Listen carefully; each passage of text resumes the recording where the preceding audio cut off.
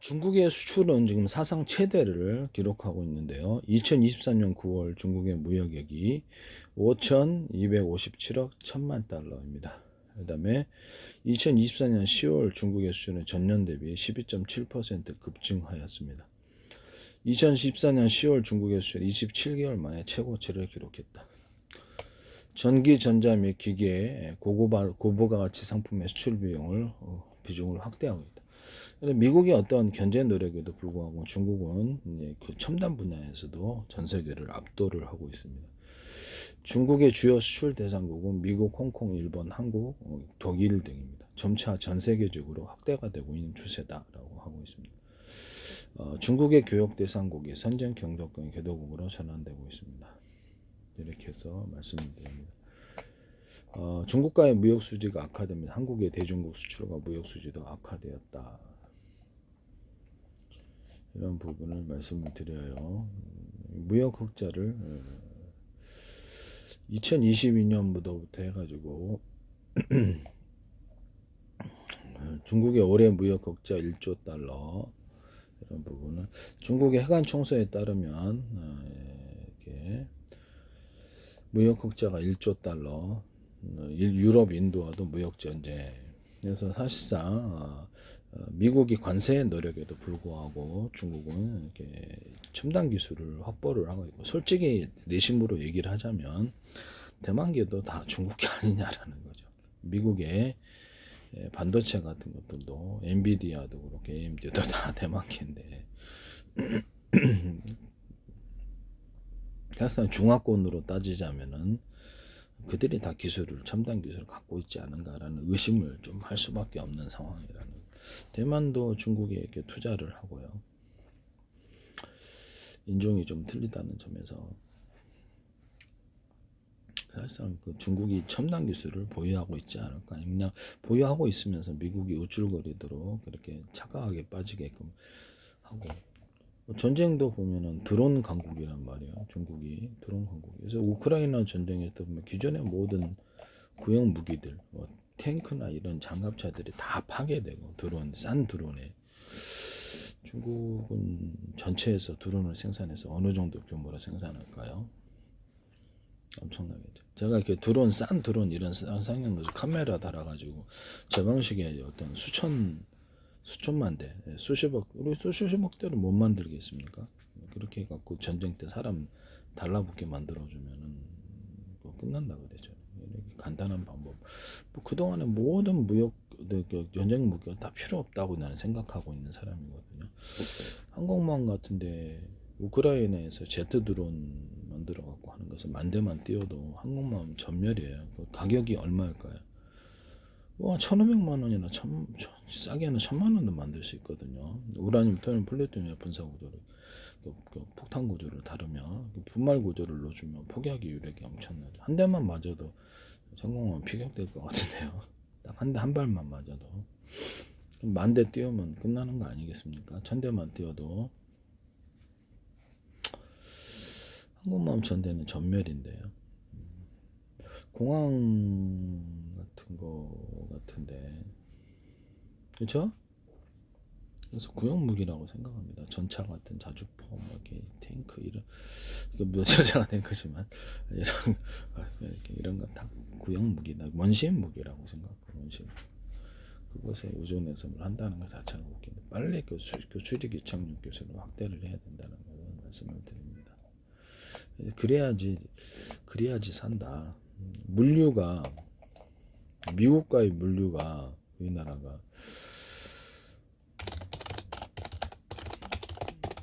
미국과 한국 물류가 어느 정도 걸리냐면 한 달 걸립니다. 한 달.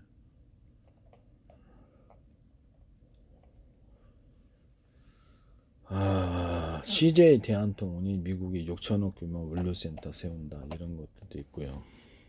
물류 기간을 보시면 한 달 걸려요. 한 달. 이게 약간 미국에서 한국으로 물건을 배송하는 택배는 영업일 3, 4일 정도 된다는데 되게 빠르네요. 택배는 되게 빠른데 택배는 엄청 빠르네. 한국 발송이 영업일 3, 4일에 도착한다.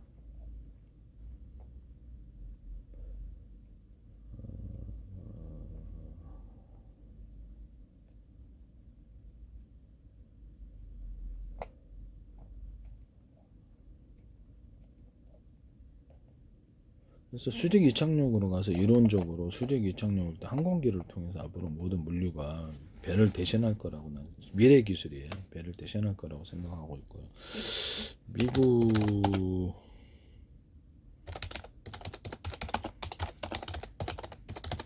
미국 항공과 안피 운송 기간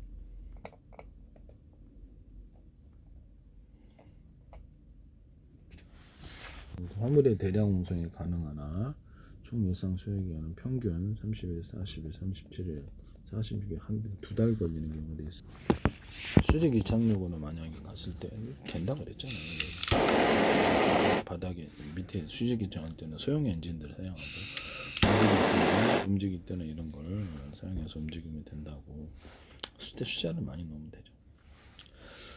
드론 우크라이나 드론에도 소형 제트엔드는 달았단 말이에요. 그건 이제 수직 이착륙 밑에 달면 되는 거예요.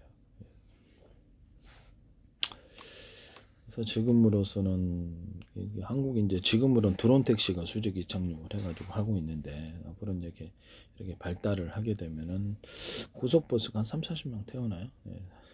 고속버스 한 3, 40명 태우나? 그러면 국내에서는 뭐 부산 가는 거, 광주 가는 거, 대구 가는 거, 뭐 이렇게 창원 가는 이렇게 이런 걸 고속버스를 이렇게 개념으로 해서 비행기를 타고 움직일지도 몰라요. 그래서 미국 같은 데는 이제 앞으로 여행, 그래 이제 천천히 고속열차 가지고 여행을 할 때 역마다 테마도 가지고 테마별로 해가지고 역마다 이렇게 여행한 유럽령의 어떤 기차여행을 하는 것처럼 해서 미국의 부동산 붐을 좀 일으킬 필요도 있습니다. 그러면 전 세계 투자가 미국으로 집중될 텐데 제가 보기에는 말씀이죠. 미국이 빨리 국가 통화로 전환해서 무한 발권하고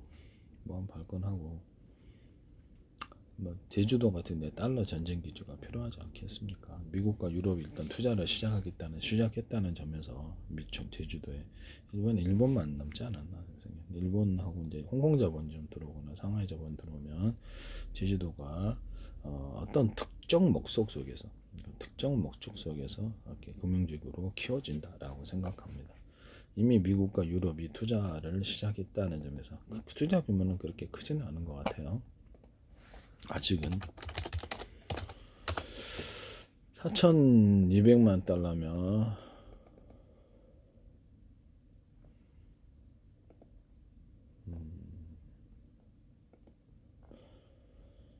곱하기 환율이 얼마죠 요새? 환율이 달러 환율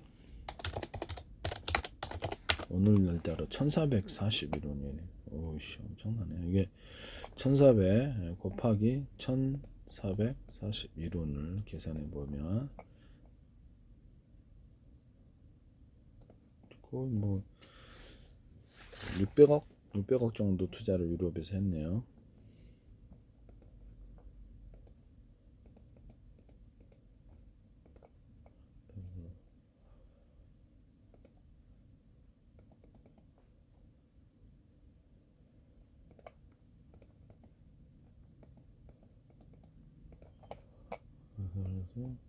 그래서 144억 그러니까 거의 600억 가량 투자를 했는데 뭐 의미 있는 투자라고 볼 수는 있습니다. 근데 문제 앞으로 이제 봐야 되겠죠. 괜히 투자한 건 아니니까. 미국이 2022년도에 투자하고 2023년도 유럽이 이제 본격적으로 투자했다는 점에서 제주도는 딱 관광 말고는 딱히 투자할 게 없거든요.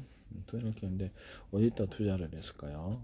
뭐가 투자할 데가 있었다라고 생각하는데 유럽이 본격적으로 2023년도에 투자를 80.8%가 이렇게 사실 거의 이제 대부분의 투자를 했다라는 점에서 방향 전환이라고 볼 수 있을까라고 해서 뭐 그렇다라고 좀 말씀을 드리고 싶네요. 네.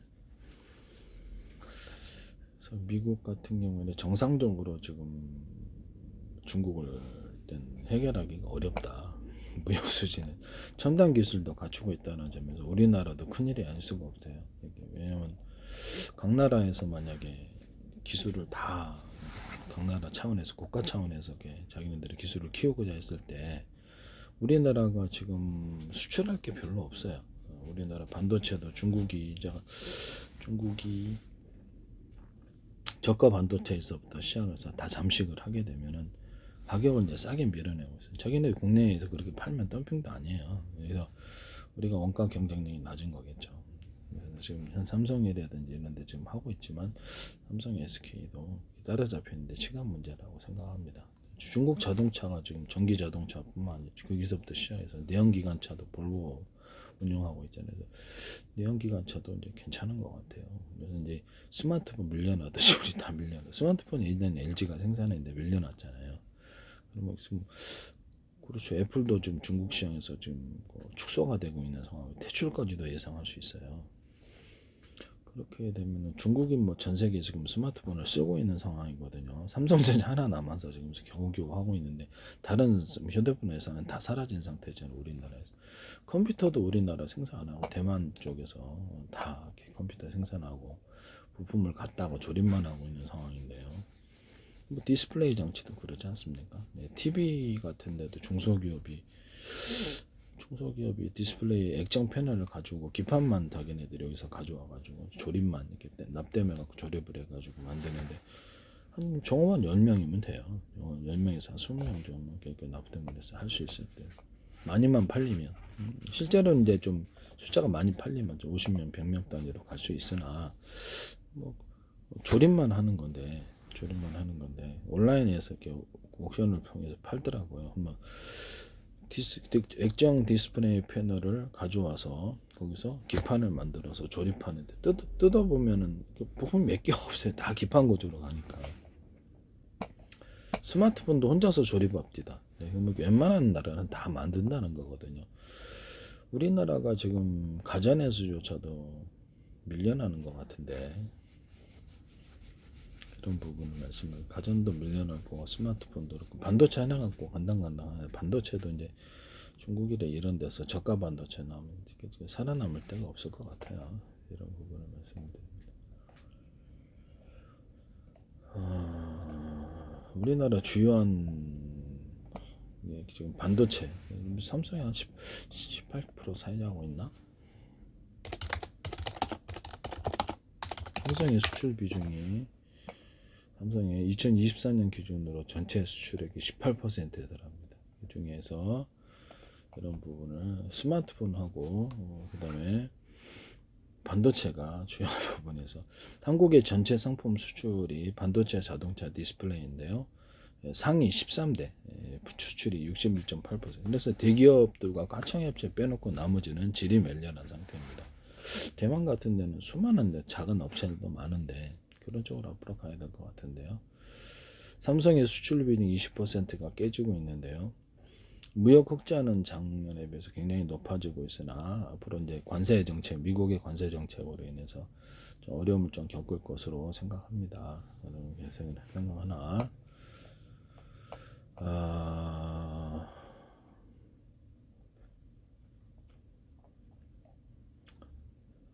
한국의 수출 대상국 수출의 비중이 가장 큰 나라는 2024년 기준으로 중국이고요. 그런데 중국에 대해 무역 적자를 갖고 있죠.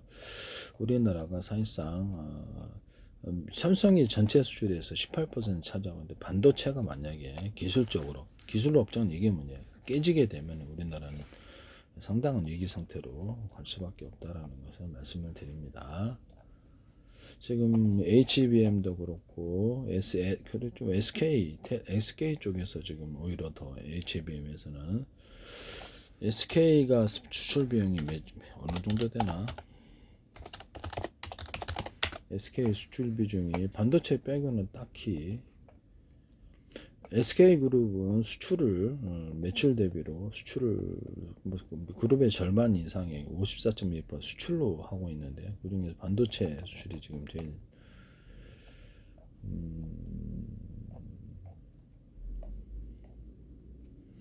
우리나라는 한국의 2021년에는 GNI 대비 수출입 비율이 94.8%.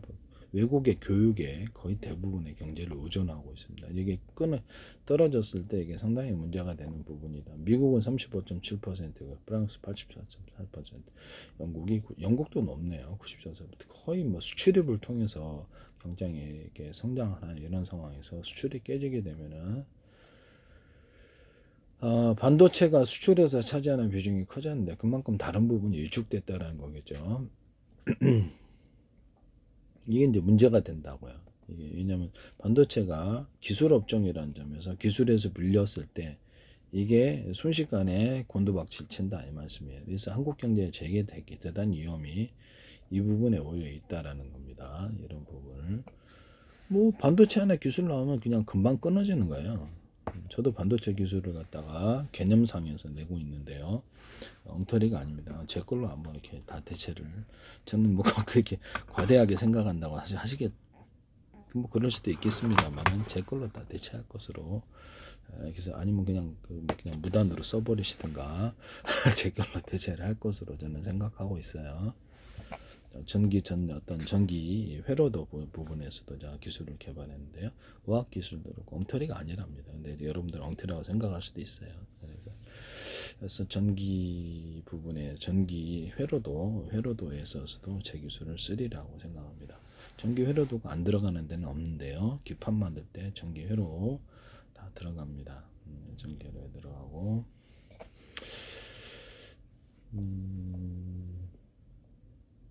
제가 그거 뭡니까? 전기에서 어떤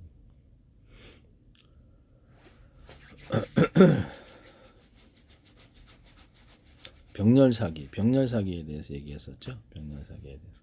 그래서 그 동영상을 보시기를 바랍니다. 그래서 지금은 이렇게 제가 기술이 뭐 지 혼자서 이렇게 외친다라고 생각할 수는 있겠어요. 근데 나중에 아직 보시면 기술을 지금 반도체 회사에서 제 기술을 무단으로 사용하고 계신데요. 보고 있다는 건데 제 페이스북에 국정원 행정조 노동부 경찰청 주한미 대사관 유럽 관광청 이렇게 오스트리아 관광청 유럽 쪽이죠.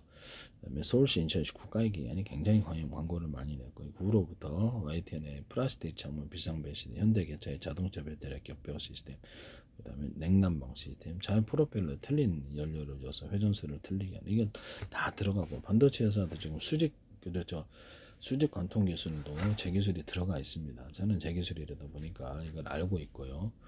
반도체 기술을 제가 전공은 아닌데 학습을 통해서 내놓고 있습니다. 저는 뭐 문제를 해결하는 좀 특이한 능력이 있는데 이 부분은 지금 지 혼자서 이렇게 외친다 이렇게 하실 수도 있어요. 그렇게 생각하셔도 상관없습니다. 어쨌든 지금 현재 반도체 회사들에다 제 기술을 무단으로 사용하고 계시다 이렇게 말씀을 드립니다.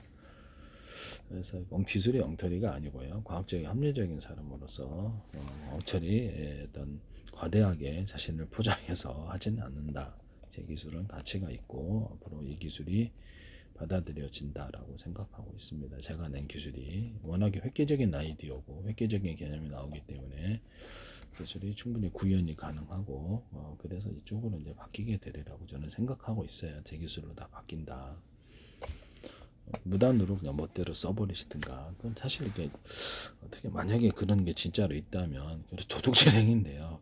지적재산 행위인데 지적재산권이 있는데 이런 부분을 다 말씀을 드립니다. 전 세계에서 이제 앞으로 지적재산권은 미국 같은 경우에도 만약에 중국을 꺾으려면 지적재산권 강화밖에 없거든요. 유럽도 그렇고 일본도 중국이 이제 다 밀리니까. 자동차에서도 밀릴 것 같아요. 자동차에서 현대 기아차가 중국 시장에 철수했다는 거 잘 생각하세요. 경쟁력이 있으면 되겠습니까? 스마트폰 철수할 때하고 좀 비슷하잖아요. 스마트폰도 예전에 삼성이 중국 시장에 많이 팔았는데 요새는 LG전자도 생산도 안 하고 중국 시장에서 힘을 못 써요. 지금 삼성 것도 알아주지도 않고. 그래서 이게 현대 기아차가 지금은 뭐 영업이익도 좋고 그렇지만 중국 시장에서 왜 나왔겠냐라는 거죠. 그러면 중국이 이제 앞으로 전기차뿐만 아니라 모든 데서 첨단 분야 드론 강국, 로봇 강국이 돼가고 있어요. 이런 부분은 무기예술차도 중국이 드론 무기서부터 시작을 해갖고 완전히 틀린 무기들이 나올 수 있어요. 중국이 내심적으로 자기네들이 다 대만계가 지금 중국 미국 가가지고 첨단 산업인 반도체 기술에서 이렇게 기술을 발표하고 있잖아요. 같은 중화권 아니야 이런 생각이 좀 들거든요. 그래서 자기네들 기술 갖고 있으면서 괜히 약세 보여주고 미국 우쭐거리게 해주는 거 아닌가. 미국에서 주요 반도체 회사들이 다 그렇죠. 그쪽에 뭐 엔비디아도 그렇게 그다음에 이거 뭡니까 ARM 이런 데도 ARM이 아니라 좀 뭡니까 저기 AMD 이런 데도 다 대만계거든요. 대만계 미국인인데 산업펀드들이 사실상 주식은 지분을 갖고 있긴 하지만 그래서 이들이 대만 쪽에서 컴퓨터를 갖다 다 요새는 기판까지도 다 제조를 해서 거기서 우리나라도 수입해가지고 옛날에 삼보 컴퓨터 있었는데 다 이게 또 없어지고 수입해서 조립만 하고 있는 상황인데요. 삼성 컴퓨터가 요새 좀 있나? 삼성 컴퓨터가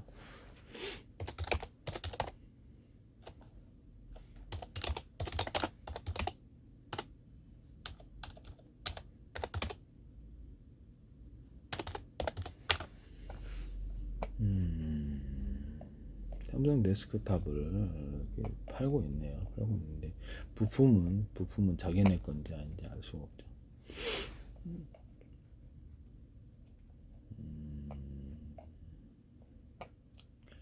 삼성 컴퓨터 총 매출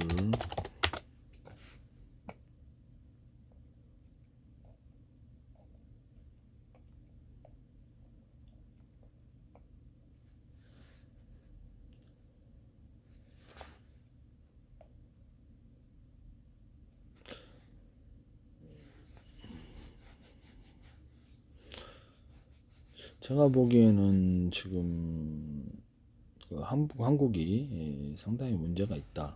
반도체 기술은 첨단 산업에서 기술 한번 밀리면 순식간에 그 시장을 열어버린다는 점에서 중국이라든 이런 데서 사실상 스마트폰 차지하는 것처럼 차근차근 다 자기네 자국 시장을 기초로 해가지고 싸게 밀어내고 저가 반도체에서부터 해서 하다 보면 다른 나라도 반도체 할 줄 어떻게 알아요? 반도체 회사를 갖다가 불과 한 500명, 200명만 만들더라도 저가 반도체는 다 자동 생산해서 만들 수 있다는 점에서 각 나라에서 만들거나 자동차, 가전 이런 것들이 다 기초 통신 이런 까지 만들게 되면은 그래서 우리나라가 수출할 때가 지금 당장에는 무역 흑자가 있지만 없다라고 저는 보여집니다. 그래서 이런 부분을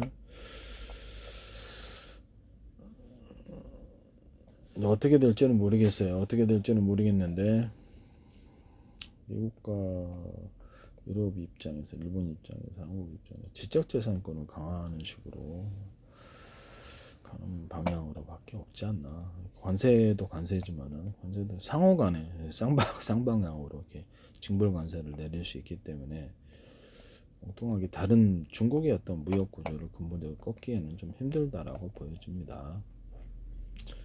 뭐 바이든 정부 때도 보면 중국에 대한 첨단 기술을 갖다 수출 못하게 이렇게 했지만 별다른 효과를 못 봤고요. 트럼프 정부 안에서도 관세 정책을 했더라도 한계가 뚜렷할 것이다. 미국 내 어떤 물가만 수입 물가가 올라가는 그런 부분이 있을 수 있다라는 것을 말씀을 드려요. 자국 산업을 갖다 키우려면 수많은 스타트업을 만들어야 될 텐데요. 미국이 다시 한번 벤처 부분을 엄청나게 일으켜야 될 것 같아요. 개인의 창의성을 존중해서 지적재산권을 강화하는 게 뚜렷한 전략은 없어 보입니다. 이게 가장 효과가 있을 것으로 보입니다. 그래서 상대방 국가를 구형 기술로 밀어넣고 이쪽은 신형 기술로 무장을 하면 그래서 이쪽끼리 서로 만약에 이론적으로 서로 간에 서로 사고 판다면 이 부분이 상당 부분에 개선이 될 수 있는 부분이다. 일단 미 달러가 먼저 국가 통화로 자원돼서 무한 발권을 가져야 된다. 라는 것을 말씀을 드려요. 아메로는 제가 보기에는 약간 가난한 국가들과 연합을 한다는 점에서 스스로 달러주의를 포기하는 행위다 라고 생각합니다. 그래서 그냥 악수 중에 악수인 것 같아요.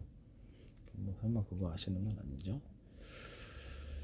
이런 부분을 말씀을 드립니다. 네. 그래서 이게 제가 말씀을 드리는 건데 국가 통화로 전환하고 이제 장기적으로 이제 만약 간다면 지적재산권 강화밖에 별다른 방법이 없다. 그래서 말씀을 드립니다. 지적재산권에서 만약 미국이 이제 지적재산권을 강화시켜가지고 기술을 대거 이제 우위를 정말로 확보를 했다. 대만계가 아니고 진짜로 자기 스타트업을 많이 만들어가지고 확보를 했다. 그러면 그거를 한국에 나눠줘가지고 한국도 같이 이렇게 말을 듣도록 한국 기업들이 이렇게 수출하는 데가 삼성 같은 데도 그렇고 전체가 수출 비중이 이게 중국이 제일 높긴 해요. 근데 무역 적자를 갖고 있고요. 그래서 사실상 전 세계가 하나의 같은 흐름 속에서 지적재산권을 강화시킨다면 우리나라도 그 흐름에 따를 수밖에 없지 않느냐라는 생각이 들긴 합니다.